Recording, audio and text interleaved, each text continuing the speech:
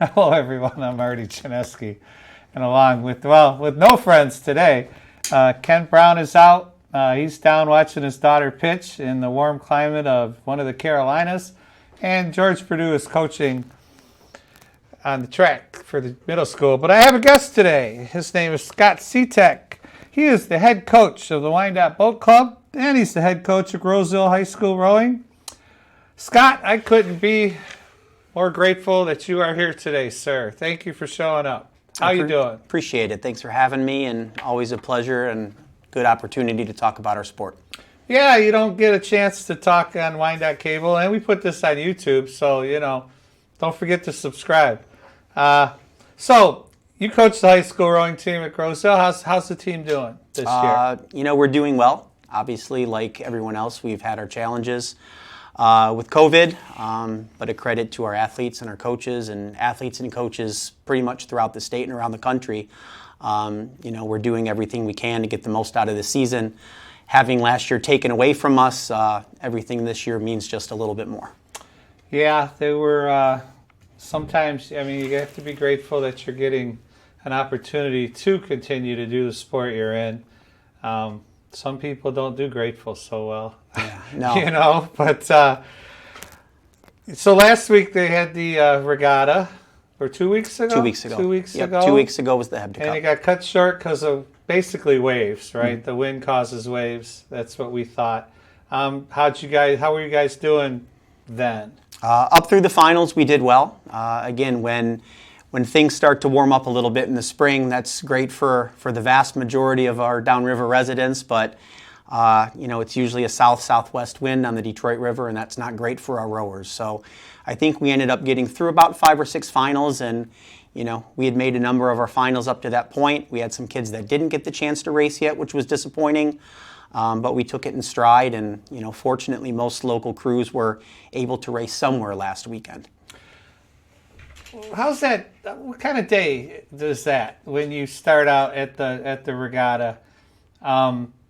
How early you get started, and when do you finally get home? What kind of day is that for the coach? It's a long day, and it can differ. Our 2 local regattas kick off around 8:30 in the morning. We get help from. Is that the first race, 8:30? Yep, 8:30. Yep. So you bring your boat in the morning, the night before, or they're stored here because it's a home field advantage. Yeah, and that's a definite advantage having 2 home regattas. We don't have to pack anything up and travel. The local teams usually arrive at the club between 6:30 and 7. Probably similar for the out-of-town crews as well, so they can set everything up. That's not bad, 6:30. Now, how long are you here? Well, again, when Hebda Cup got canceled on us, I want to say we were wrapped up around noon. Anticipate races ending this weekend at our Y-High Regatta, probably somewhere between 4 and 5. That's a full day. I've been to some bowling tournaments that started at 8 a.m. and we were done bowling if you're the last man standing, because Sure. only one team gets to go home happy. Right. We're there till 3:30, 4 o'clock, so that's pretty good. How'd you get started in this? How did you become a rowing coach? I grew up in a rowing family. Okay. My father still rows competitively in the Masters category. He competes for the Detroit Boat Club, but he got his start at Our Lady of Mount Carmel. Gotcha. So my father rowed, both my uncles rowed, were junior national team members a couple times as well. So, needless to say, I grew up around it and, had always been, comfortable on and around the water regarding the rowing scene. I started rowing in high school with the support of my dad. I rowed at Roseville, as did my 3 siblings as well. And we all kind of took a different path to the sport. We were always supported, never pushed, and kind of found our own way, which I think had a lot of value to it. I graduated in 1996, and shortly after, in 1998, I was asked by then head coach Pat Hickey, who is an administrator at Roosevelt. He was the head coach of Roseville at the time, to join his new young staff, and I've been there ever since. I spent an earlier stretch coaching at the club as well, between 98 and '06. I coached a number of different programs there as well. Stepped away for a little bit, but I've been involved in some way, shape, or form for 20 plus years now. Let's talk about the club a little bit. It's a great facility.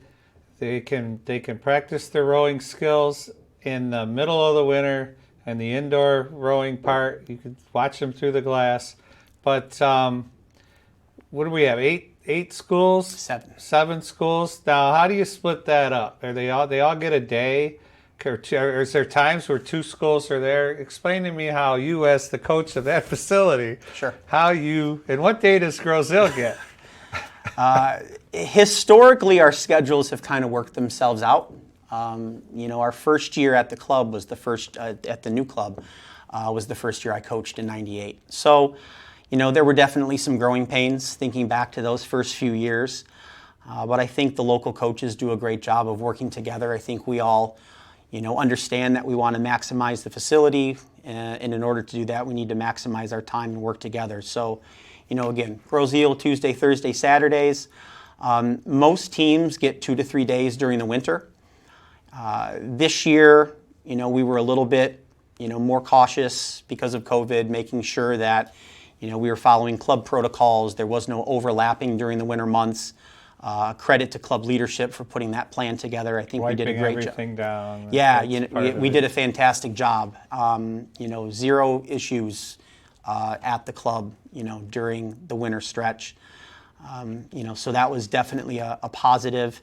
And then it does get a little bit trickier once we're on the water because you tend to have multiple crews there at once. But again, you stagger your launch times, you work together. And kind of create a general understanding. Are you given let's say it's Tuesday, is somebody given 3 to 6 and somebody 6 to 9, or is there a launch time that's you get an hour to get your boat in the water, and then an hour later you get an hour to get it out? Is that kind of how it works, or? We're pretty fortunate that we've never had to schedule launch times. It's all worked out organically. With 7 schools. With 7 schools. That's interesting. Some schools, depending on coaches and their schedules, you might have some programs rowing immediately right after school. You might have some schools rowing a little bit later in the evening. And then we still have a few schools that row in the morning before school as well. So, based on, essentially 3 practice times during the course of the day, it works out pretty well.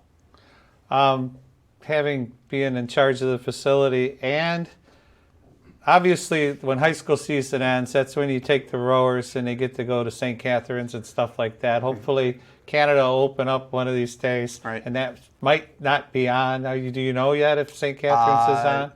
Well, we know right now that the Canadian Schoolboy Regatta in St. Catharines is canceled for the year. We have not yet heard anything regarding their summer plans. Yeah. I know that Ontario is still pretty shut down. Yep. We know the border's shut down, and that's probably not going to work out in our favor, but we're hopeful for their sake that they can get things up and running, and that'll be a good sign for us in the future. So what does a typical day work out for these? Basically, we were talking earlier, you said most kids don't start rowing until 9th grade, high school. Middle school, unless they grow up in the family and are hanging out there. Typical day for your Groseal team. I know hitting the pavement is a part of it, or used to be part of it. Used to be. You could run from here to E-course and back. Sure. I made a lot of those runs. Yeah, I'm sure you did. So what's a typical day for your kids? Typical day on the water for our kids. We are one of those morning practice programs. We found that, it meets our needs. We're able to get in a great row before school. Our athletes arrive at 5 a.m. We tend to hit the water between 5:15 and 5:30. Now, keep in mind also, this isn't until late April where Mother Nature and sunrise cooperates with us. Safety is our biggest priority. And we find ourselves getting off the water typically between 6:45, 6:50. Groseal High School starts a little bit earlier than some of the other local schools, so we're sensitive to that as well, making it a priority to make sure we get them off the water and get to school on time. Now you have to get them. Obviously, you have to get them here. There's nothing on the island where you store a boat. You got one stashed behind the high school. Nope, not at this point. And a few 28-foot oars. How Yeah. long is an oar? Sweep oar, single oar is about 12 feet long. Oh, okay. Things I don't know. And You were close, right? I'm married to a rower, and I don't know this. What do you think? You say everybody starts ninth grade because they're looking for something to do. I know a few girls that have done it and gotten scholarships as such. As in bowling, there are many unused female scholarships in the bowling realm. Mm-hmm. I don't know if it's the same in the rowing realm, but best age to get them started. What do you think? If there is one. Sure. No, I definitely think the earlier access, the better. But you also have to keep in mind, boats are made a specific size, and they typically don't fit, real small kids. So usually by the time, a young man or woman reaches 5th, 6th grade, you can get them comfortably in a boat and start teaching them the rowing stroke. And, like all sports, the goal is to go out there and have some fun, learn a little bit, and try to hook them and help them eventually take the next step. I think, if you got a kid that comes out of middle school and he's not playing any fall sports, that would be a target. Tall and lanky, short and stocky, does it really matter? Is there another question? Is there a weight room in that facility? There is a weight room. Is it deluxe? It's a good weight room. Is it? It definitely meets our needs, and that's been a priority of ours for the better part of my career. And our strength training philosophy and what we do in that room is always evolving, always getting better. There's no such thing as being too strong. So we definitely take advantage of it. I'll agree with that. What else did I want to say? So in the fall, the cross sport kids, a lot of football kids, or not a lot, or some, because you basically row in the spring. Yeah, it depends on school. It depends on which program. We've all had different relationships with other sports within our districts over the years. Swimmers tend to do very well. The fitness component crosses over nicely. Wrestlers tend to do real well, as rowers as well. They're tough, they're gritty. Some of the sports that might not, always be as visible to others. There's something that tends to attract those kids, but you're working with high school kids, and is there an ideal body out there? Sure, but we want a kid that's going to be a good kid, a good student, somebody that's going to work hard and be a good teammate. Yeah, being a coach forever through Little League and all that, you can't teach passion. No. If the kid's got passion, the kid's going to be successful because the kid wants to be successful. And the more they, in hockey, the more they stick handle that tennis ball in their driveway, they're going to get better. Sure. They don't have the ice, so they do it there. It's every sport. There's something a kid could be doing, and if he's got passion. This is a year-long facility. It's a deluxe facility. It's one of the best facilities in the area. And you said before April, maybe you can start hitting the water. How late can we go till you see ice chunks? Or we had a bowling banquet the other night. It was snowing sideways. There was 2 inches of snow on the ground, and the kids are putting the boats in the water. The Riverview team, I believe. Yeah, usually the fall rowing that takes place wraps up around Halloween.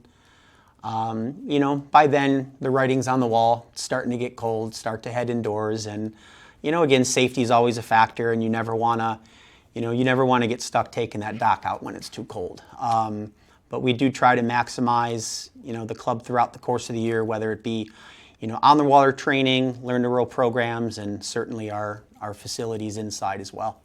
So big tournament. Is it this weekend, the Y-High? Yep, the Y-High's this weekend. The Y-High. So we have a map. We're going to load up a map here, but we basically row from the edge of the golf course on the 8th tee across to the park.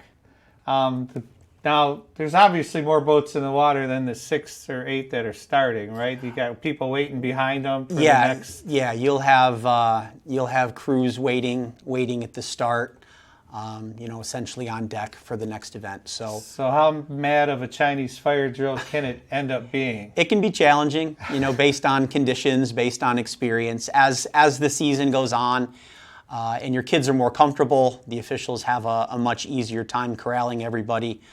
One of the other unique elements of rowing is once we push our kids off the dock, like, we're done as coaches. So Right. so we take that preparation aspect to heart. We want to make sure that they're aware when they're on the water. We want to make sure that they're listening to officials.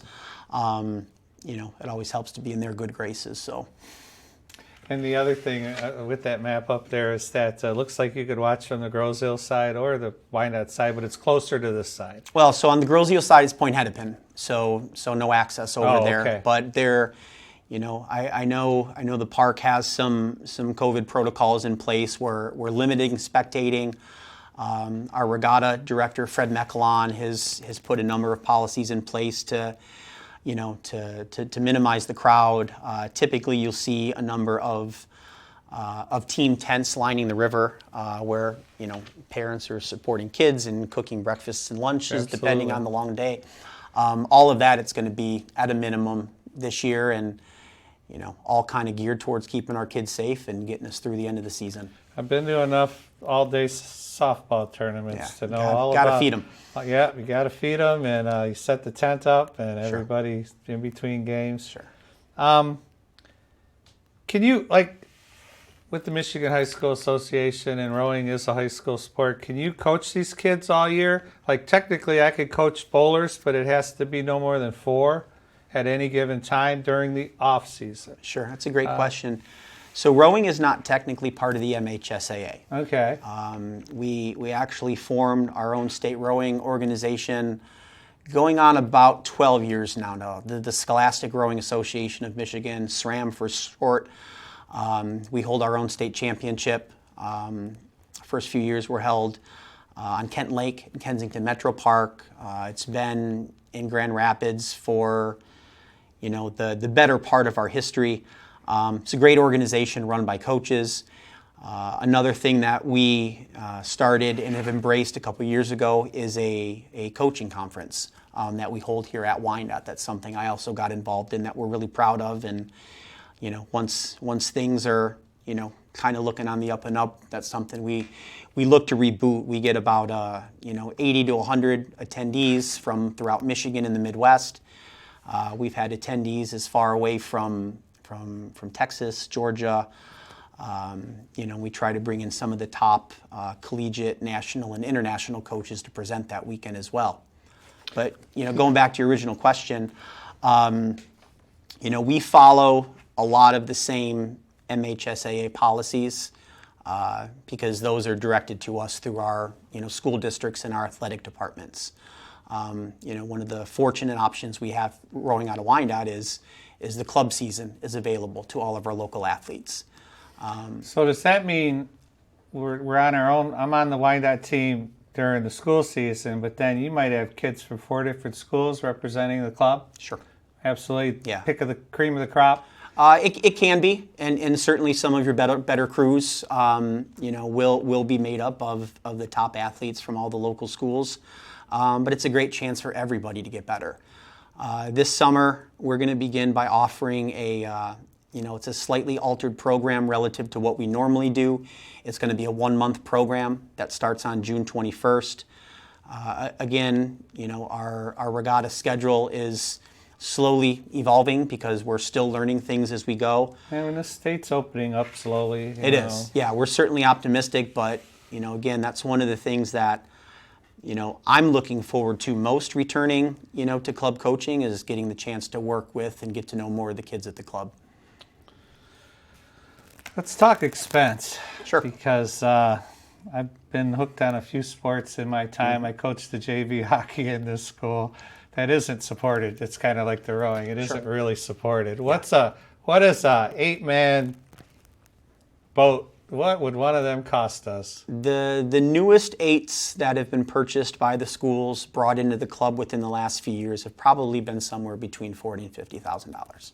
40? You said 40. 40. We were trying to 50. guess.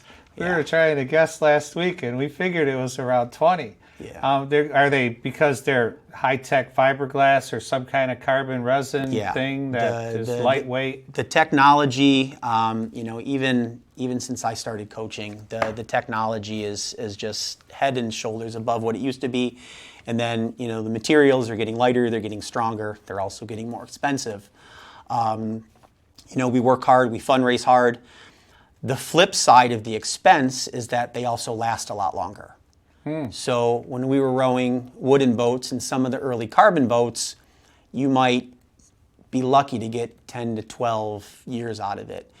We're going to be racing a couple boats this weekend that are 20 plus years old, and they serve us well.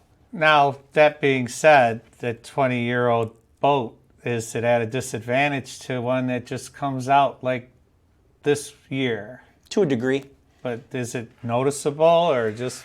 the Olympic boats compared to obviously what you guys are rowing would be, it's like the sailboats now. The sailboats are up, they come up out of the water, you know. Right. It's crazy stuff. Sure. And in golf, golf's the same way. The technology and drivers and everything now. I hit it almost as far as I did when I was 25. Sure. And so it's amazing. 40 grand, 20 years, that's not bad. No. And again, our kids work hard. We take great care of our equipment. We know that what goes into it, so we treat it accordingly. So, all right. So, what are the categories? We were reading scores from the regatta and last week, and novice 4 would obviously be 4 people in the boat. Does that mean they're first-year rowers? Yep, first-year rowers regardless of grade. Now, can a first-year rower be that good that he plays with the seniors? Sure can be. And then he would be categorized as senior. Yep. Yeah. Yep. The senior category is essentially open. If you're good enough, you're fast enough. And then, we have a middle category that's considered the junior category. In the United States, you're eligible in the junior category in grades 9, 10, and 11. We have a grade-based system in the United States versus our friends in Canada. They have an age-based system. Thought I turned that down. It's okay. I'm important sometimes. All right, so that clears one thing. What did I want to say? Gigantic tournament. The Y-High's a big event. Tell me a disaster story. Tell me a disaster story about transporting your equipment. You got any disaster stories, or another school, another club, something they flipped over on the highway? There's 100,000 down the tubes. Fortunately, there aren't many. Well, no, And we take safety seriously, whether it's safety on the water. I tend to pull our boats, with my truck and trailer. I tell our kids at the beginning of every year when we go through our safety, our swim test, and all of our protocols, usually bad things happen if, someone's not doing what they're supposed to do, and if someone's, trying to be a hero. Crews are going to flip. Crews are going to swamp. The water is going to pick up sometimes. But safety protocols are in place. Coaches' boats are close by. They're all wearing vests, obviously. The rowers? Yeah. The rowers are not wearing vests. No. So interesting. So all of our coaches' boats are aluminum boats that we follow along and coach with. They're all equipped with enough life jackets for all the rowers if need be. The boats never fully sink either. They'll submerge maybe 6 to 8 inches below the surface of the water. There are, sealed compartments, and the materials themselves float. So, fortunately, if kids do get a little wet, we have time to get them out of the water into our boats before. And they can hold on and just sit there until it. Yeah. Yeah, that's. So they all have to be well-rounded swimmers too.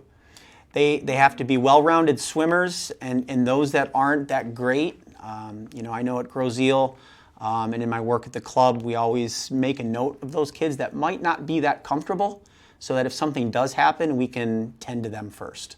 Gotcha. Well, as we wrap up, because we had a couple of minutes to go, anything I forgot? Anything I forgot you want to throw in there? The one thing that we're, in addition to getting the junior competitive group rebooted this summer, we're really excited about our Learn to Row offerings. We're running 3 2-week camps this summer for students entering 6th through 12th grade. Nice. Because most kids don't start competitive rowing until high school, any little bit of experience that they can get, to hook them or increase their comfort level, familiarize them a little bit. And literally, they could do it without ever getting on the river because the facility there, they True. could sit on one of the makeshift boats and just get the hang of the rowing before you take them out there. They can, and we definitely do a lot of that. But I'll tell you what, on the water is where you hook them. That's spending some awesome summer mornings on the Detroit River. Oh yeah, watch the sun come up. Is really impactful. So, and all of that information can be found at wyandotteboatclub.com. All of our program info and contact information and registration is up and running. So we're excited about rebooting our rowing programs this year. And you could be a member there and rent the hall anytime you want. It's a nice facility. It's a great facility. Well, Scott, I want to say, thanks for stepping in last minute. We got a hold of you early and make it stop. And anyway, I'll just put it down there. Get a hold of me, localsportswrapup@gmail.com. And I'm Marty Janeski. Next week, hopefully, we'll have Ken or George or both. Who knows? It's a week away. So watch us on YouTube, localsportswrapup@gmail. Scott, again, thank you very much. And we'll see you next week.